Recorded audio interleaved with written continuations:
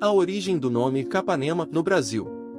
Há 2 capanemas que vieram do exterior e solidificaram suas famílias aqui no Brasil, gerando milhares de descendentes que hoje carregam seu nome. O capitão Mor Francisco José da Silva Capanema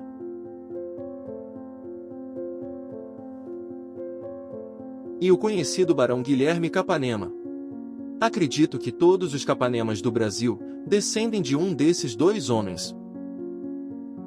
Mas se você conhece outra linhagem, envie-nos uma mensagem. A hipótese de origem mais aceita é que o nome da região que eles tenham se instalado, cuja atribuição era Capanema, pela tradução tupi-guarani Caapanema, mato ruim ou mato sem caça, tenha dado a origem ao sobrenome do austríaco Barão de Capanema e talvez ao português Capitão Mor Capanema, que em segunda hipótese também poderia ter trazido o sobrenome de Portugal. As terras na posse dessas famílias talvez fossem áreas de vegetação sem presença de animais de caça, sendo assim nomeadas terras capanemas. Assim como no caso da Serra de Capanema em Minas Gerais, localizada na porção sul da Serra do Espinhaço. De qualquer maneira, esses seriam os primeiros capanemas do Brasil segundo minhas pesquisas genealógicas. Agora vou falar daquele que acredito ser o primeiro capanema do Brasil e que é o principal antepassado dos capanemas de Minas Gerais. Capitão Mor Francisco José da Silva Capanema.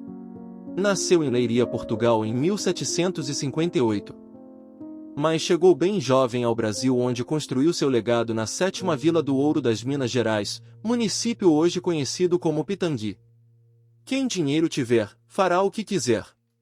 Essa frase por si pode causar muito espanto, provavelmente seria cancelado. Maior assombro pode-se ter ao constatar que a sentença não apenas não foi proferida, como amplamente difundida em pleno século XVIII, escrita em garrafais letras douradas e fixada à frente da residência do capitão Francisco José da Silva Capanema, morador da vila de Nossa Senhora da Piedade de Pitangui, a 7ª Vila do Ouro das Minas Gerais. Conta-se que o poderoso e ativo capitão teimou em construir seu grande sobrado à ribanceira do córrego do Veríssimo, cismando em meter a construção esquinada justamente num beco que dava ligação entre 2 ruas, sendo que uma delas levava à antiga igreja matriz da localidade. Para erigir-se tal proeza, passou ordens a seus escravos para erguerem, aos fundos, um alto paredão de pedras que serviam como arrimo, obra que, aos olhos dos vizinhos, além de absolutamente inadequada, de certo malograria sob as águas do Ribeirão. Todos comentavam que não daria certo. Contudo, e para a infelicidade de muitos, em 1798 estava finalizada a construção. Orgulhoso de seu imponente feito arquitetônico, o capitão tornou-se, então, o feliz proprietário de uma das mais luxuosas residências de que se teve notícia na região mineradora, não hesitando em afirmar seu poderio e ostentar elevado estirpe e fidalguia frente aos demais, havendo quem afirmasse que o assintoso letreiro era, realmente, feito do ouro extraído dos veios locais. O vasto Império Português durante o século XVIII impôs seu regime e fez surgir figuras curiosas como Francisco José da Silva Capanema, tornando-os ricos da noite para o dia. Sujeitos rudes que se embrenharam pelos indomáveis sertões sul-americanos no encalço da mítica Sabarabuçu. Contudo, o personagem por ora analisado erigiu-se, antes, como um homem de grossa aventura, utilizando-se dessa sobre os primeiros descobrimentos na região de Pitangui. Seu desenvolvimento e ocupação, no imaginário dos primeiros europeus que percorreram o interior americano, Sabarabuçu seria uma montanha formada de puro ouro e prata. A crença em sua existência fez com que, após as primeiras expedições, os bandeirantes que singraram as plagas mineiras, de fato, encontrassem um pico muito alto que resplandecia sob a luz do sol, batizando-o com o referido nome, bem como um ribeirão da região. Atualmente, o pico recebeu o nome de Serra da Piedade, próxima à capital Belo Horizonte. Seu brilho, segundo os geólogos, deve-se à alta concentração de minério de ferro, mas o nome da mítica montanha de ouro e prata acabou cedendo nome à cidade de Sabará, na região metropolitana. Francisco José da Silva Capanema nasceu em Leiria, Portugal em 1758 e é filho de um português chamado José Francisco Paciência da Silva, também nascido em Portugal. Seu pai parecia disposto a correr riscos para erigir nova vida no Brasil colônia. Ainda muito jovem teria portado com seu pai em terras brasileiras, e conseguido trabalho na área de mineração nas vilas de ouro das Minas Gerais no Brasil. Seu pai podia ser um judeu safardita fugindo da Inquisição espanhola, nesse caso poderia até pertencer a uma família notável judaica que se encontrava em declínio devido à perseguição religiosa ou talvez realmente nem fosse de uma família renomada, e teve que erigir todo o seu poder e suas riquezas a partir do zero no Brasil. De trabalhador a patrão, fruto do seu relativo sucesso inicial com os veios auríferos, tornou-se proprietário de uma mineração que recebeu o seu sobrenome, além de contrair matrimônio com Maria Rosa Soares e deixar vários descendentes ainda vivos na região. O ouro que cintilava em suas mãos foi apenas o prelúdio de uma vida que lhe parecia sorrir, revelando-se muito mais promissora. Astuto e dotado de enorme senso de oportunidade, Capanema utilizou suas posses como capital inicial para tornar-se negociante. E desta forma, se destacou na região centro-oeste das Gerais por suas atividades comerciais, fato que parece ter concorrido de forma peremptória para sua ascensão social e afirmação política. Ele teria sido elevado a senhor de terras, minas de exploração, mercador, homem com lojas, fazendas, botica e taberna. E mais tarde, a máxima autoridade da 7ª Vila do Ouro das Minas Gerais. Manteve especial relação com agentes que atuavam no Arraial do Tejuco, onde havia real extração dos diamantes. Além disso, era amigo íntimo de ilustres figuras como o inconfidente Vicente Vieira da Mota, capitão das ordenanças de Minas Novas, e do poderoso negociante João Rodrigues de Macedo. Considerado por muitos o homem mais rico de toda a capitania do Ouro, João Rodrigues de Macedo arrematou uma série de contratos de arrecadação de impostos altamente lucrativos. Capanema soube, com maestria, monopolizar as atividades mais rentáveis, em especial aquelas que se vinculavam ao comércio atlântico, movimento que implicava, inclusive, no direcionamento de demais agentes econômicos para atividades menos lucrativas, sobretudo a agricultura. No enredado jogo de xadrez das trocas e do lucro havia não uma economia de mercado, mas imperava uma economia de privilégios, cuja centralidade estava nas mãos do monarca português. As relações econômicas e as práticas mercantis estruturavam-se a partir de relações sociais, como a política. Como em um jogo de espelhos, a administração das finanças seguia por essa mesma esteira, e refletia as vastas redes interpessoais e demais relações assimétricas de favor e parentela que se entrecortavam pelo Império. Ao abordar a expansão dos povos europeus em meados dos séculos XV e XVI, a sociedade nobre medieval conheceu o capitalismo, mas o ignorou. As transformações advindas do chamado renascimento comercial e urbano viram a nobreza ser comprimida entre a elevação do custo de vida e a centralização política. Ao mesmo tempo em que grupos mercantis garantiram o abastecimento das insurgentes aglomerações humanas através de mercados e feiras, em consequência, viram aumentar seus proveitos, sobretudo aqueles envolvidos com o comércio internacional. Ele seria negociante por fora, pelo modo de vida, mas cavaleiro por dentro, na formação e na mentalidade. José Francisco da Silva Capanema, ainda que ele não tenha sido agraciado com o tão almejado hábito da Ordem de Cristo, como alguns de seus condiscípulos, as benesses provenientes de suas amplas atividades brindaram-no com a possibilidade de esculpir-se em um fidalgo mercador, e apresentou forte tendência ao enobrecimento, ou seja, atuou na conversão da sua acumulação mercantil em status de nobreza. Em todo o Império Português, coligar-se à administração e ao poder palaciano, direta ou indiretamente, desfrutando da condição de representante do rei. Na América do Sul, essa integração dos súditos à ordem metropolitana se fez, em grande medida, através das ordens militares.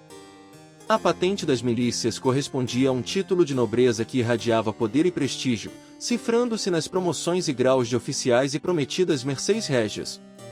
Elas eram capazes de nobilitar, equivalendo-se à carta de bacharel para o império.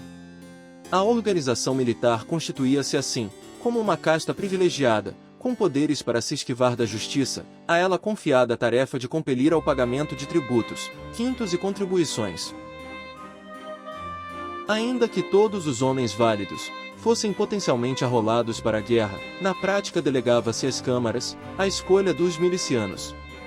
As companhias de ordenanças figuravam os interesses da elite local. se revestiam de maior destaque e os seus oficiais de alta patente eram socialmente destacados, a ponto de se tornarem detentores de grande poder de barganha junto à coroa portuguesa.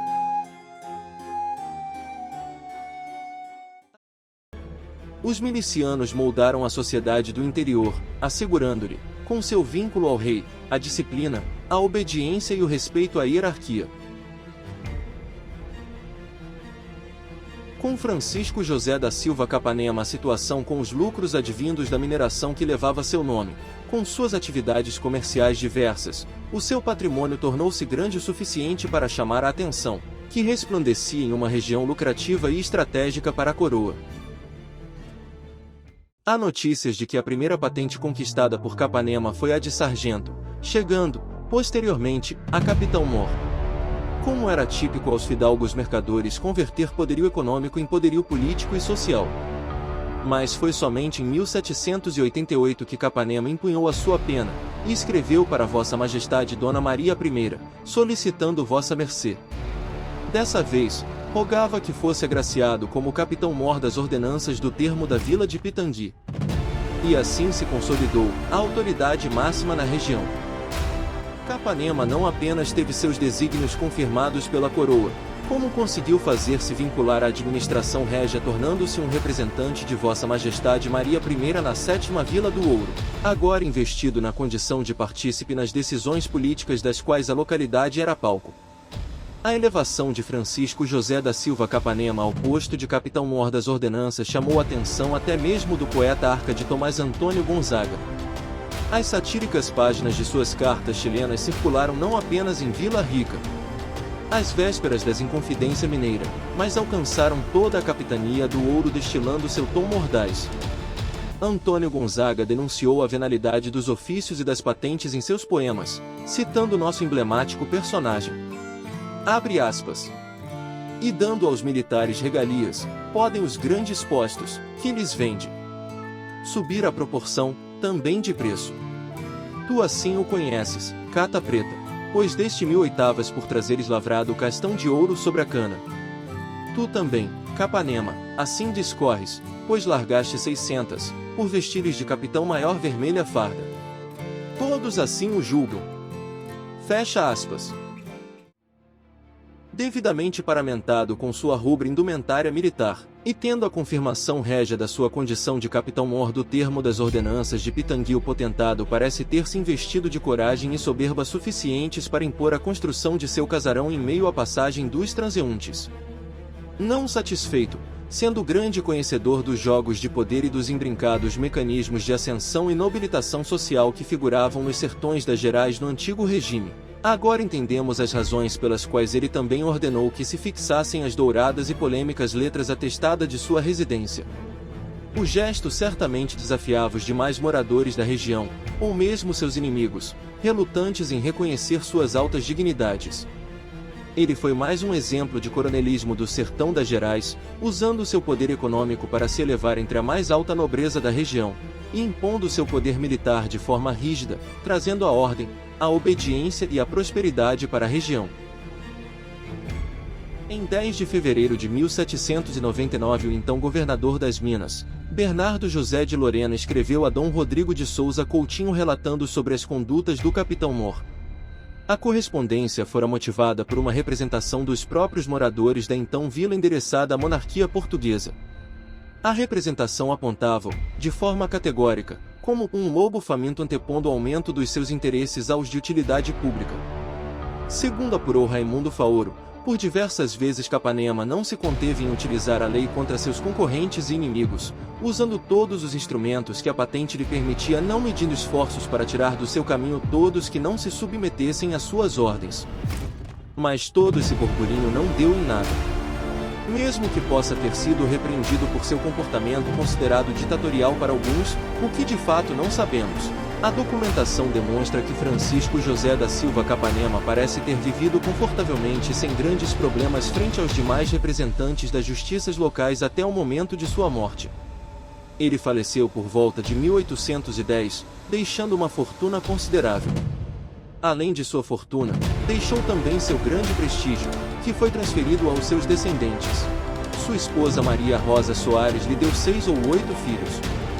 E o primogênito, Francisco Severino da Silva Capanema, nascido em 1793, e os 2 filhos dele, seus netos.